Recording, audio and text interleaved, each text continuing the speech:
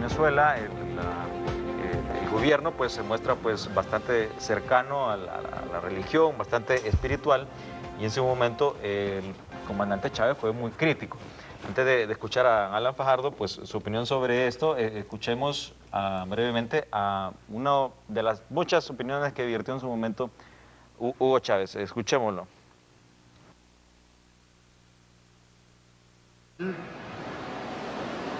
Nos acusa a nosotros, a mí me acusan de patrocinar el terrorismo. Son ellos los que patrocinan el terrorismo.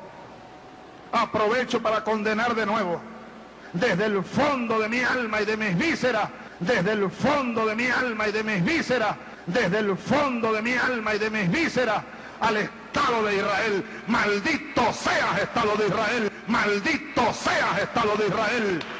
Maldito seas, terroristas y asesinos.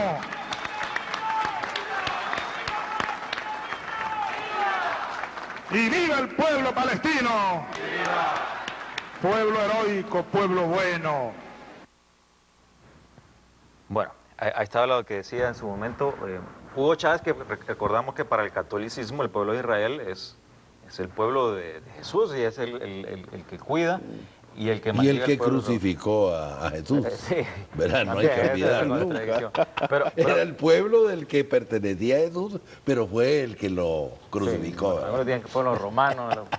Pero, en fin, ¿cómo valora este? Porque prácticamente vimos en Hugo Chávez un cambio de posición así tan extrema, y claro, ya al final de su vida pidiéndole perdón a Dios, era una persona rezando, siempre fue muy cercano a Dios. Sí. Siempre fue muy religioso. Siempre fue muy religioso. Yo recuerdo que cuando la coyuntura de que cayó detenido después de la intentona de insurrección cívico-militar, un general, ahora general, le entregó un Cristo del que no se ha despegado, ¿verdad? Desde antes de ganar las primeras elecciones, él se aferraba a ese Cristo, que no me recuerdo cómo se llama esa figura de Cristo, ¿verdad? Así como tenemos el de Esquipula, nosotros, allá en Venezuela tienen un Cristo, ¿verdad? Que en la figura tiene un fondo azul, como lapislázuli.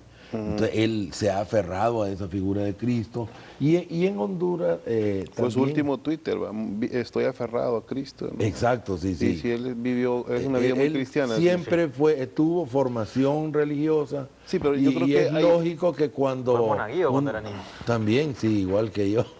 Aquí es mucho hemos sido Fidel monaguillos. también. Fidel, que tuvo formación jesuítica, ¿verdad? Correcto. Entonces, siempre fue religioso él, y desde la religiosidad... Yo recuerdo que en una Semana Santa, la primera Semana Santa que mi familia pasó en Tela, nos teníamos que trasladar en carro de Tela Nueva a Tela Viejo, ¿verdad? Y por andar en carro en Viernes Santo, nos gritó la gente donde íbamos, judíos, y nos atacó con piedras el carro, porque en esa época no se podía andar en carro. El Viernes Santo no se podía comer carne, no se podía hacer una serie de cosas consideradas mundanas, y en el cristianismo, en la tradición cristiana, ha habido mucho, no antisemitismo, pero sí en contra de los judíos, porque se les cobra el haber matado, crucificado a Cristo, ¿verdad? Que pudieron haberlo salvado porque Poncio Pilatos les preguntó, ¿verdad?, a los judíos que a quién salvaba, a Barrabás o que era un delincuente supuestamente, ¿verdad? O a Cristo, y los judíos dijeron a Jesucristo, libera a Barrabás y crucifica a Jesucristo, ¿verdad? Y entonces el pueblo cristiano tiene como que le cobra, ¿verdad?, a los judíos, pero también está el crecimiento, que es injusto condenar a todo el pueblo. Alan, pero también está el crecimiento de estas sectas fundamentalistas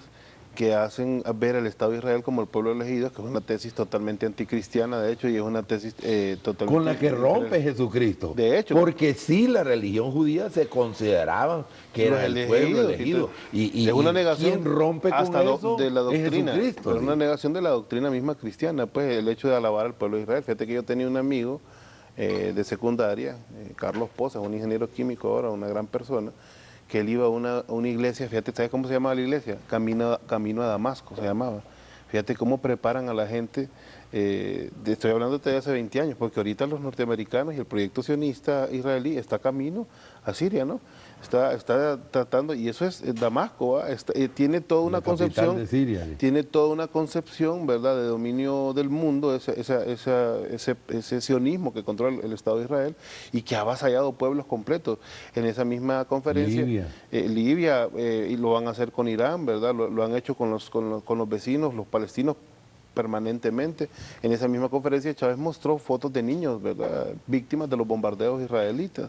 Entonces, y por eso les dice que es un estado maldito, porque asesina a hombres, mujeres y niños. Pues, entonces, fuera de la concepción religiosa está la concepción real de que se actúan como un imperio, son la cabeza de playa del proyecto norteamericano en el Medio Oriente y han asesinado y masacrado a los pueblos libres del mundo. Pues, sí, yo pienso que deberíamos de distinguir entre una política de un Estado y su pueblo, incluso el Estado nacional, ¿verdad? Yo creo que en Israel y Palestina deberían de reconocerse ambos, ¿verdad? Es cosa que no aceptan el ala más radical liderada por Hamas, no acepta en Palestina, y el ala más radical de Israel no acepta a Palestina tampoco, ¿verdad? Bueno, pues causó mucha controversia esa situación en ese momento y bueno, siempre se continúa especulando sobre la muerte de Chávez. Se está instrumentalizando, Marvin, eso se está instrumentalizando de una forma negativa. A mí me han llegado muchas cadenas de gente que dice Chávez se quejó de Israel y murió de cáncer, no sé qué. Sí, ¿verdad? Que hasta fue por eso que le dio cáncer, que no fue la CIA. Bueno, o sea, hay muchas especulaciones. Sí. Lo cierto es que en Venezuela, pues la campaña política está al rojo vivo y ya pues hay muchos ataques, por así decirlo, políticos de la oposición a Maduro y Maduro a la oposición. Recientemente incluso Nicolás Maduro se refirió a Enrique Capriles como Hitler. Escuchemos lo que dijo Ricardo Maduro durante el fin de semana. De persecución, una campaña xenofóbica, de odio, de desprecio. Y lo digo, señora fiscal general, querida Luisa Ortega, nosotros y yo lo digo en este momento como jefe de Estado, esa campaña de intolerancia viola la Constitución que le garantiza a todos los venezolanos sus derechos políticos. Hay que pensar en acciones para ponerle freno a la intolerancia fascista de estos herederos de Hitler. Así lo digo.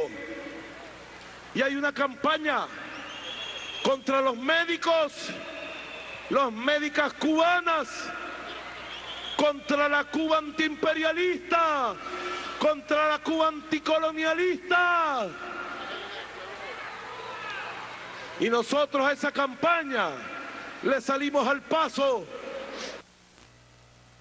Bueno, escuchamos a Maduro refiriendo a Capriles como fascista, heredero de Hitler. Heredero de Hitler. Heredero. Si no le da el nivel de Hitler, ¿verdad? Jamás. Heredero de Hitler. Ahora, vemos que estas campañas en Latinoamérica son así, uno acusa al otro de llamar a la violencia y viceversa. Entonces, cobra importancia un proceso transparente, en el sentido de que si no hay un proceso transparente, puede realmente haber una crisis social sin precedentes en Venezuela. En Venezuela se está utilizando el voto electrónico. En Honduras, algunos partidos como el PAC, incluso la Alianza Patriótica y el mismo Libre, incentivan a que se aplique el voto electrónico que ya está dentro de la propia ley electoral en Honduras.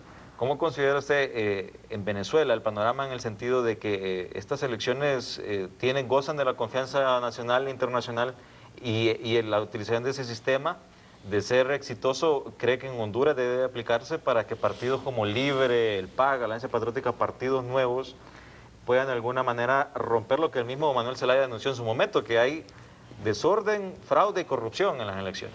Yo vengo de estar varios días allá en Caracas, estuve cerca de 10 días allá, y te puedo decir primero que Maduro lo acusa de fascista a Capriles por usar unos métodos, unas técnicas, Alan, que realmente nos recuerdan a la forma de campaña de las juventudes pardas. Fíjate que este martes... De las camisas pardas, ¿no? Que este martes ya hicieron unas marchas en 19 estados de Venezuela. Capriles convocó con antorchas, ¿verdad? Con antorchas de fuego. En la noche, sí. Y con camisas pardas, efectivamente, ¿verdad? Haciendo un parecido a esta campaña que impulsaba Goebbels, de los fascistas italianos, pero que reprodujeron los alemanes. Y te acuerdas vos que fuiste testigo también, y víctima del golpe de Estado en Chile. En Chile también. Los fascistas en Chile usaban... Patria y Justicia, sí, los Patria y Justicia. Comando Rolando Mata y Patria y Libertad. Patria y Libertad, ¿va? Sí, que eran todas esas dos organizaciones, una del Partido Nacional. Entonces, por eso es que lo acusa Marvin de fascista. Entonces, y con el tema del voto electrónico, sí es interesante saber que aquí en Honduras habemos 6 partidos de acuerdo con el voto electrónico y solo hay 3, el Partido Liberal, el Partido Nacional y la Democracia Cristiana, que se oponen porque saben que se cae el juego, ¿no? del fraude electoral para mantenerse en el poder. He sido testigo también de cómo funciona esa herradura, ellos le llaman el sistema de la herradura del voto electrónico, y quisiera comentar porque es importante saber el nivel de transparencia que ese método confiere a los procesos electorales. Para empezar, bueno, como en todo proceso uno presenta su tarjeta de identidad, pone un dedo, hay un sistema nacional de huella digital, ¿verdad? De captura de huella, captura digital de huella. Pero eso ya lo hace bastante inviolable desde el primer momento, ¿verdad? Como están usando los bancos ahora. Exactamente, y como están usando para marcar tarjeta en las empresas. Exacto, o sea, para todo. En la universidad nosotros ustedes marcan con un dedo. Con un dedo, sí. O sea, con su huella digital, que es irrepetible, que es reconocida, etcétera.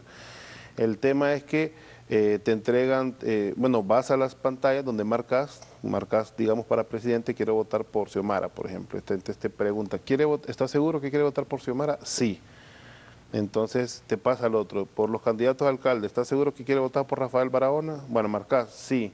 ¿Estás seguro que quiere votar por solo 20 o 23 candidatos? Sí. ¿Por estos 20? Sí. Entonces sí. Una vez que yo le doy el último sí, me imprime el voto, y ese voto ya impreso en mis manos, deposita en una... No, pero fíjate qué cosa más curiosa, desde ese momento ya está en la central de datos del Tribunal Superior Electoral de allá, pero además ya está también en cada una de las sedes de los partidos políticos, ya, o sea que ese dato está reproducido en todas las partes tienen su versión del voto.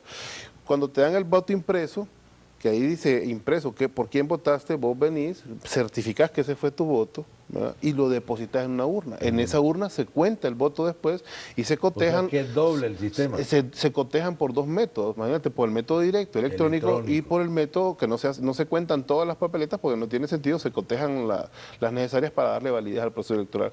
De tal manera que en 2 horas...